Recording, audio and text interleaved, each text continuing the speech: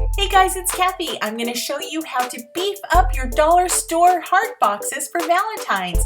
Look at that, it is so cool.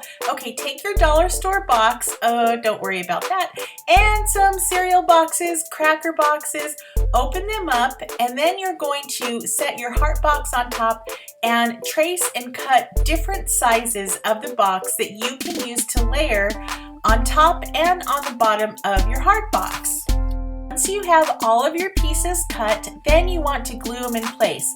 Two tips I learned from this. Hot glue is a lot better because it doesn't slide all over the place, and you want to make sure to put the brown side of the box facing out because this will be much easier when it comes to base coating. You won't need to use as many layers of paint. Alrighty, so glue all your pieces together and let it set for a little while until everything is intact.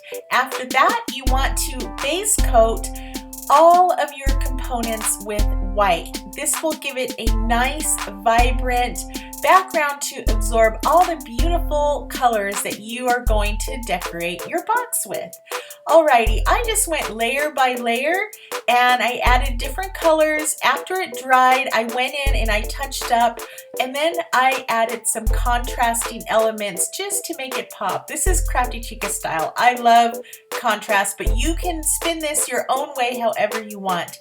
And to write the letters, I just watered down some black paint, used a really thin liner brush, and you can use a pencil if you want to lightly sketch your lettering on there. I just kind of freestyled it, and write the name of your loved one or a little phrase, whatever you want, and decorate it however you'd like. After that, you can accent a little bit more with the black and give it 2 coats of high gloss varnish, and then you're going to let it dry. Overnight is good so that it's not all stinky, and then you can put the candies back inside the box, or you can just use it to hold love letters or notes or a diamond necklace, whatever you want to put in there, and it's beautiful to keep all year round.